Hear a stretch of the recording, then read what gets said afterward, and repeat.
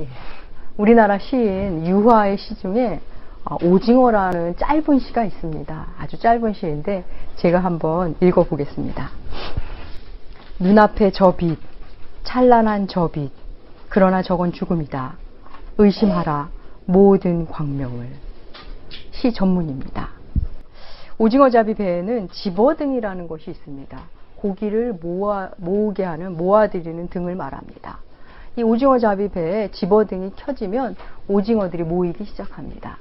오징어는 추광성이라 빛을 보면 빛을 쫓는 성질이 있습니다. 그래서 오징어잡이 배에는 다른 미끼가 필요 없답니다. 그냥 불만 환하게 켜면 스스로 와서 그 배에 와서 미끼를 뭐라고 해야 되죠? 이렇게 덥석 문다고 합니다.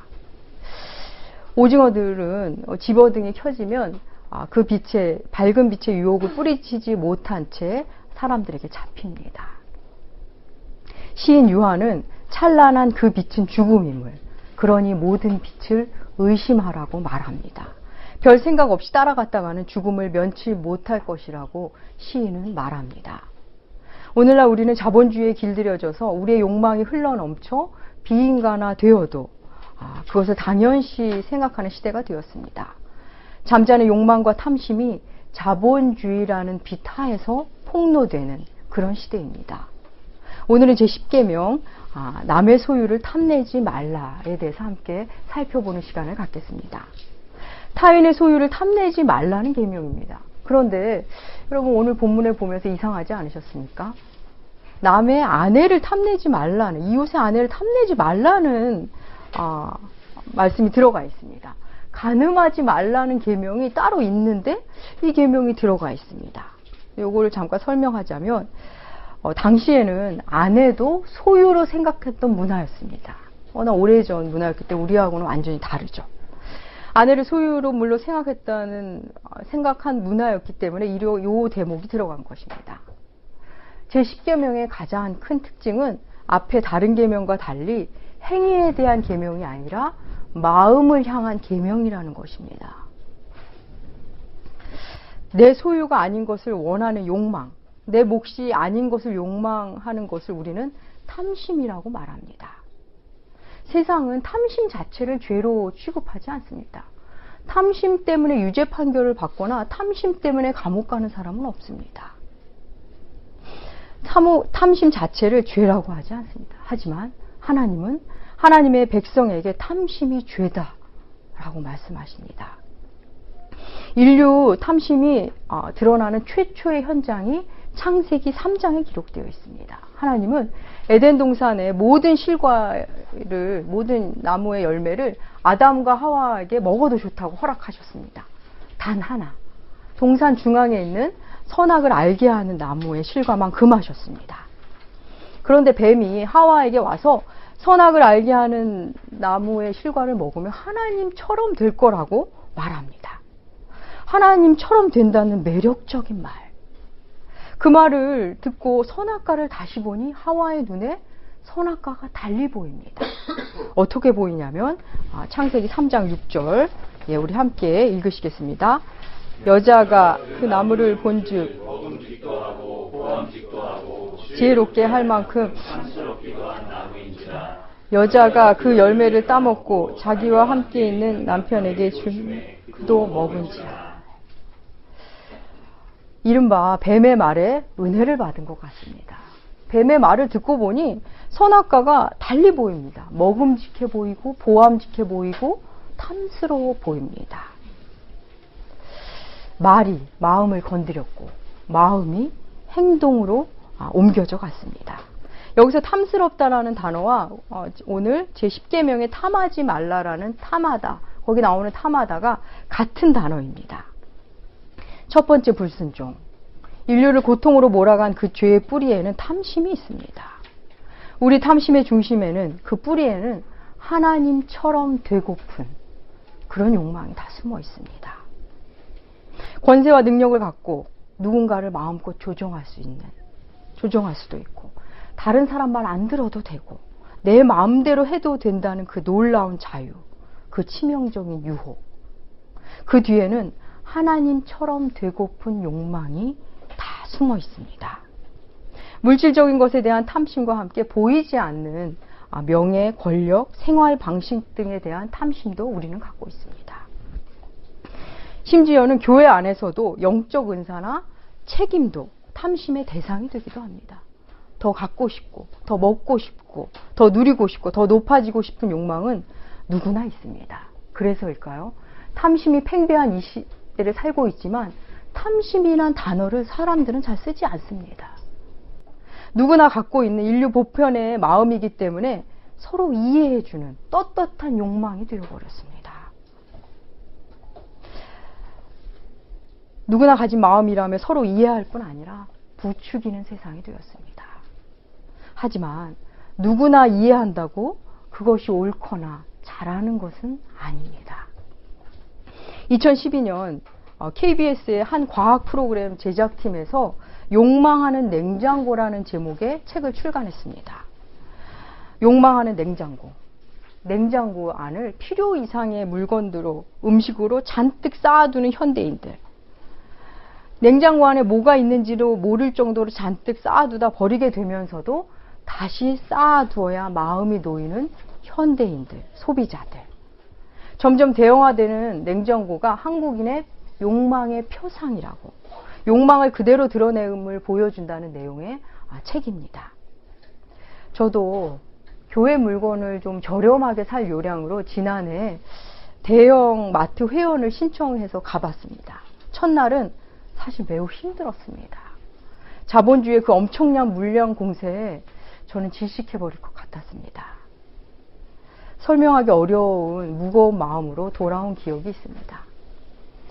물론 좋은 물건을 저렴하게 살 때는 고마운 마음으로 가서 지금도 이용하고는 있습니다. 탐심에 대해서 우리가 생각을 하면서, 그렇다면 우리 예수님께서는, 우리 주님께서는 탐심에 대해서 어떻게 생각하시는지를 알아봐야 합니다. 신약에 이런 내용이 있습니다. 예수님께 한 사람이 와서 내 형에게 명령해서 유산을 좀 저랑 나눠 갖도록 얘기 좀 해주세요. 한 사람이 와서 말합니다. 그러자 예수님께서는 이런 비유를 들려주십니다. 한 부자가 어느 해 소출이 풍성해서 곡식을 많이 걷어들였습니다. 그런데 곡식을 쌓아둘 창고가 부족해서 어떡할까 하다가 지금 곳간을 헐고 새로 큰 곳간을 짓기로 결정합니다. 그리고 아주 기뻐하며 자기 영혼에게 말합니다. 내 영혼아, 이제 앞으로 쓸 물건을 잘 쌓아두었으니 이제 평안히 쉬고 먹고 마시고 즐거워하라. 이렇게 자기 영혼에게 얘기하면서 뿌듯해하고 있습니다. 그런데 그 계획에 뿌듯해 있는 부자에게 하나님이 이렇게 말씀하십니다. 누가복음 12장 20절과 21절 하나님의 말씀입니다. 함께 읽으시겠습니다. 하나님은 이르시되 어리석은 자여, 준비한 것이 누구의 것이 되겠느냐? 재물을 쌓아두고 하나님께 대하여 부요하지 못한 자가. 이 비유는, 이 어리석은 부자 비유는 미래를 대비해서 소박하고 건강하게 저금하는 사람들에게 주신 말씀이 아닙니다. 이 비유는 자기를 위한 탐심과 하나님을 향한 부요함을 대비해서 하신 말씀입니다. 에리 프롬의 책 제목 소유냐 존재냐, 이런 책이 있지 않습니까? 그것에 대한 말씀입니다. 소유에 집착해서 자신의 존재를 잃어가는 자에게 주시는 그런 말씀입니다. 우리는 사람의 생명은, 아까 누가복음에서 예수님은 사람의 생명은 소유의 넉넉함에 있지 않다고 말씀하셨습니다. 사실 생각해보면 우리는 이미 넉넉한 세상을 살고 있습니다. 그런데 넉넉한 줄 모르는 세상입니다. 사실은 넉넉한데 넉넉하다고 말하지 않는 세상. 우리 속담에 남의 떡이 더 커 보인다는 속담이 있습니다. 서양 속담에도 남의 잔디가 더 푸르다라는 속담이 있습니다. 남의 잔디가 언제나 더 푸르다. 그런데 여러분, 이 두 속담의 전제는 이미 떡을 가진 자라는 겁니다. 이미 잔디가 있는 집을 가진 자라는 전제의 말입니다. 우리에게 탐심이 들어오면 그 탐심은 다른 사람의 떡을 부풀립니다. 우리에게 탐심이 들어오면 내 탐심이 다른 사람의 잔디에 자꾸 물을 줍니다. 그래서 더 싱그러워 보입니다. 그래서 실제 탐심을 가진 자의 눈에는 실제 그 떡이 큽니다. 그리고 남의 잔디가 늘 푸르러요. 그에겐 그게 진실이고 어느새 사실이 되어버립니다. 탐심은 놀랍게도 우리의 시선을 바꿉니다. 탐심은 우리의 시선을 지배해버립니다. 모든 것을 다 먹을 수 있었던 에덴 동산에서 먹지 못하는 단 하나, 선악을 알게 하는 나무가 눈에 들어오는 이유입니다. 갖고 있는 좋은 것은 보지 않고 갖지 못하는 것에 온통 신경이 쓰여 에너지를 거기에 다 소비하고 있습니다. 탐심이 나를 사로잡으면 놀랍게도 지금 나의 소유들이 줄어든다는 거 아십니까? 그대로인데 탐심이 들어오면 이상하게 그것들이 다 작아지고 좁아집니다. 지금 집이 좁아집니다. 지금 내 것이 다 초라해지기 시작합니다.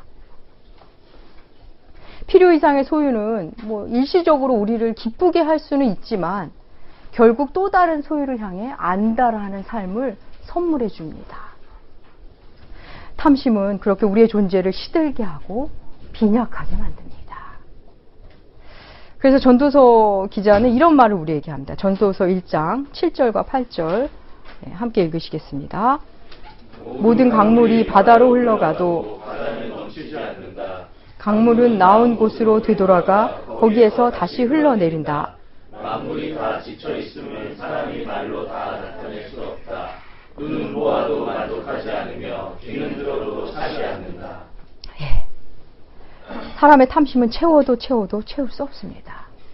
그래서 신은 온 인류의 필요는 채울 수 있지만 한 사람의 탐욕은, 욕망은 채울 수 없다는 말이 생겨난 것입니다. 성경은 탐심에 대해서 아주 강력하게 경고합니다. 골로새서 3장 5절 함께 읽으시겠습니다. 그러므로 땅에 있는 지체를 죽이라. 곧 음란과 부정과 사욕과 악한 정욕과 탐심이니 탐심은 우상숭배니라. 탐심은 우상숭배. 하나님이 가장 미워하시는 우상숭배라고 말합니다. 우상숭배. 제10계명은 놀랍게도 너는 나 외에 다른 신을 내게 두지 말지니라라는 1계명과 맞닿아 있습니다. 우상은 사람이 만든 허상에 불과함을 우리는 이미 알고 있습니다. 우상은 결국 사람의 탐심이 만들어낸 결과물입니다.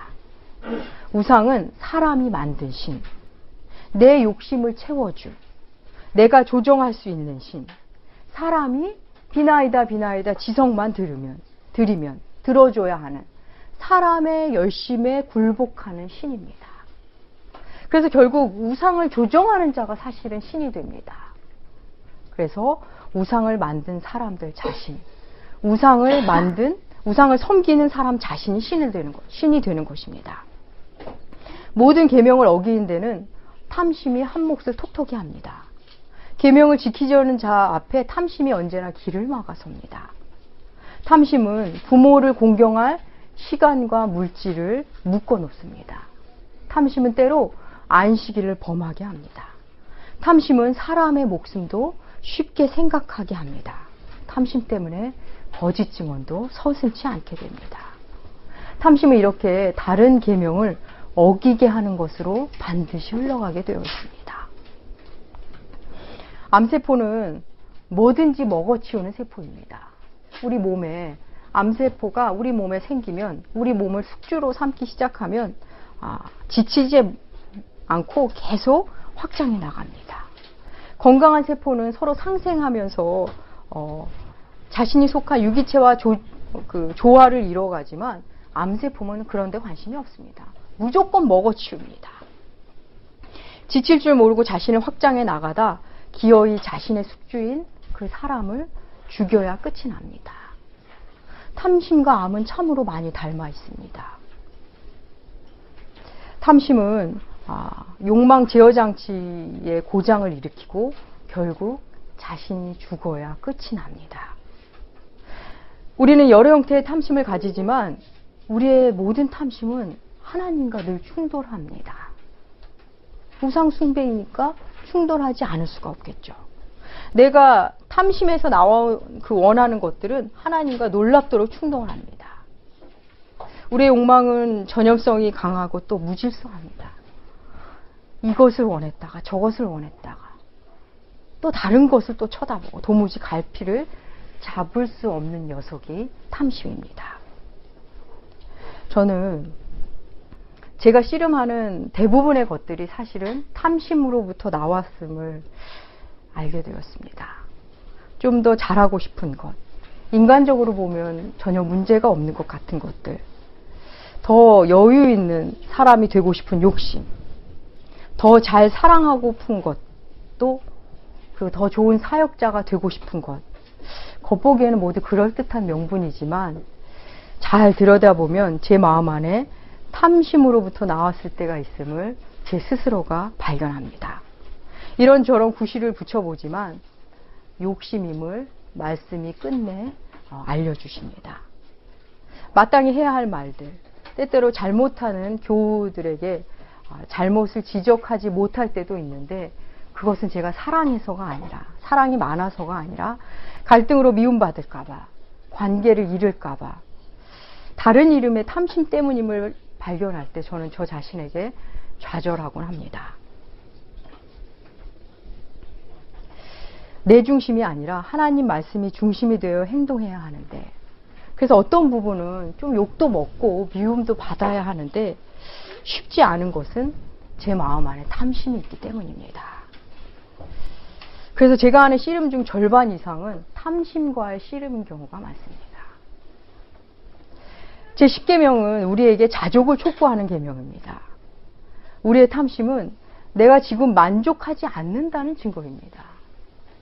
나의 아내, 나의 남편, 나의 집, 나의 동료, 나의 교회, 내 아이, 내 현재가 만족스럽지 않다면 하나님께 저항하는 행위가 됩니다. 저항하는 심리입니다. 그렇다면 우리는 이 탐심을 어떻게 물리칠 수 있을까요? 우리의 탐심에 계속 불을 지피는 이 자본주의 사회에서, 이 거대한 세상에서 어떻게 탐심을 물리칠 수 있을까요? 법정 스님의 무소유라는 책, 그 책은 정말 불교의 훌륭한 면모를 일반인에게 알려준 아주 좋은 책입니다. 욕망을 없애야 하고 탐심을 없애야 한다. 욕망을 없애십시오. 욕심을 없애십시오. 라고만 한다면 불교의 가르침에 머무를 겁니다. 불교의 가르침 밖에 안 될 겁니다. 그런데 성경은 우리에게 그렇게 가르치지 않습니다. 성경은 무조건 없애라, 싹을 자르라 그렇게 말씀하시지 않고 욕망을 전복하라 하십니다. 시선을 바꿔라 하십니다. 그러면 어느 틈엔가 탐심이 멀어진다 우리에게 말씀하십니다. 세상에서 인정받으려는 욕망을 하나님께 바로 서고 싶은 갈망으로 바꾸라 하십니다. 더 높은 것을 위해 더 낮은 것을 버릴 수 있는 용기를 가지라 하십니다. 일시적인 것에 대한 집착과 갈망을 영혼을 향한 갈망으로 방향을 틀라고 말씀하십니다. 디모데전서, 제가 실어놓지 않았네요. 제가 읽겠습니다. 디모데전서 6장 6절에 이런 말씀이 있습니다. 자족하는 마음이 있으면 경건은 큰 이익이 되느니라. 자족하는 마음. 한글 개역에는, 우리 그 이전 번역본에는 지족하는 마음이란 번역합니다. 지족하는 마음, 만족을 아는, 알지자를 씁니다. 만족을 아는 마음, 족한 줄 아는 마음. 누구나 만족스럽지 않다는 이 세상에 사는 그리스도인. 그 그리스도인에게 만족할 줄 아는 지족의 마음을 소유하라. 성경은 우리에게 권면합니다. 하나님이 우리에게 안 주시는 것들이 있습니다. 우리가 그렇게 기도하고 내가 그렇게 원하는데 안 주시는 것이 있다면 하나님이 분명히 이유가 있으실 거라는 것. 어쩌면 주셨을 때 내게 독이 될지도 모른다는 것. 어쩌면 해가 될 수도 있었는지 모른다는 것. 나는 원하지만. 그래서 하나님은 지금 잠시 멈추고 지금 있는 것이 얼마나 좋은지 다시 보라고 안 주실 수도 있습니다. 그래서 하나님이 내게 안 주신 거는 안 주실 만해서 안 주신다는 것. 이처럼 놀라운 하나님을 향한 신뢰가 또 어디 있겠습니까? 자본주의의 큰 물결이 약자들에게 고통을 주는 세상이 되었습니다. 그 안에 사는 우리의 마음을 흔들어 놓는 거대한 바람이 우리 개인을, 우리 가정을, 우리가 속한 공동체를 자꾸 찾아와서 흔들려고 합니다. 오징어에게 집어등의 유혹은 너무나 강렬합니다. 그래서 시인은 말합니다. 모든 빛을 의심하라. 우리 역시 우리의 탐심을 자극하는 모든 달콤함을 의심해야 합니다. 사랑하는 나무교회 교우 여러분, 다른 이의 남편이, 다른 이의 아내가 더 훌륭해 보이십니까? 내 아이가 다른 집 아이보다 못한 것 같아서, 내 아이보다 다른 집 아이가 뛰어난 것 같아서 자꾸 풀이 죽으십니까? 우리 집보다 옆집이 더 넓어서, 내 일터가 다른 일터보다 부족해서 자꾸 다른 생각을 하게 되십니까? 혹 내 것의 소중함을 미처 느끼기도 전에 먼저 남의 것에 시선을 돌리신 건 아닐까요? 내 입에 지금 맛있는 것을 먹고 있으면서, 지금 씹고 있으면서 그 맛을 느끼기도 전에 다스는 것을 먹으려고 허겁지겁 탐하시는 것은 아닐까요? 하나님은 우리에게 이미 큰 구원을 우리에게 이미 주셨습니다. 예수 그리스도라는 큰 구원, 예수 그리스도라는 복음을 우리에게 이미 주셨습니다. 이제 이 땅에 살면서 작은 복음, 작은 구원들을 우리가 만나면 됩니다. 갈망하고 만나면 됩니다. 관계가 힘든 사람에게 관계 해결은 또 하나의 구원입니다. 직업이 없는 사람에게 직업이 생긴다는 것은 또 작은 복음이고 작은 구원입니다. 아픈 이에게 좋은 약과 치료 역시 작은 복음이고 구원입니다. 하나님은 우리에게 마치 큰 성을, 아름다운 큰 성을 거저 주신 후에 그 안에 있는 작은 방들, 그 작은 방들의 열쇠를 우리에게 맡긴 것처럼 하십니다. 우리에게는 이미 주님이 주신 아름다운 성이 있습니다. 이제 주님이 주신 그 열쇠로 우리 스스로 하나하나 풍요의 충만의 문을 열면 됩니다. 그런데 탐심은 아름답고 소중한 자기 성에서 나가서 다른 이의 성을 기웃거리고 다른 이의 열쇠를 빼앗고 싶어하는 마음, 그런 어리석은 마음입니다. 여러분, 오늘은 나무교회가 예배드린 지 1년이 되는 날입니다. 인간적으로 보면 참으로 부족한 면이 많은 교회입니다. 사역자인 저를 비롯해서 1차적으로 공간도 그렇고 이런저런 부족함이 많습니다. 저 역시도 1년을 지내며 중간중간 좀 이랬으면 좋겠습니다. 하나님, 이렇게 좀 해주시면 안 될까요? 저랬으면 좋겠습니다. 저 교회는 좋겠네요 하면서 하나님께 투정을 부린 적도 있었습니다. 그런데 생각해보면 모든 것이 우리에게 딱 맞춤이라는 생각이 듭니다. 심지어 하나님은 때때로 나무교회에게 지금 좋은 것들을 하나하나 놓치지 말고 누려라 라고 말씀해 주시는 것 같았습니다. 사랑하는 나무교회 교우 여러분, 여러분의 배우자, 부모님, 일터, 집, 교회, 교우, 그리고 자기 자신, 많이 부족함이 있을지 모릅니다. 그럼에도 우리의 은혜가 우리에게, 나 자신에게 참으로 족한 줄 아시고 현재 주어진 나의 것을 마음껏 사랑하시고 누리시는 여러분들 되시길 축복합니다. 기도하겠습니다. 하나님 아버지, 지금 우리에게 있는 것을 향해 지족하는 마음을 갖겠습니다. 모든 죄의 뿌리에 탐심이 자리함을, 그래서 탐심이 이미 우상 숭배임을 깨달아 알게 하여 주시옵소서. 주신 것 안에서 큰 기쁨과 만난 즐거움을 만나 하루하루 충만하게 지낼 수 있도록 도와주시옵소서.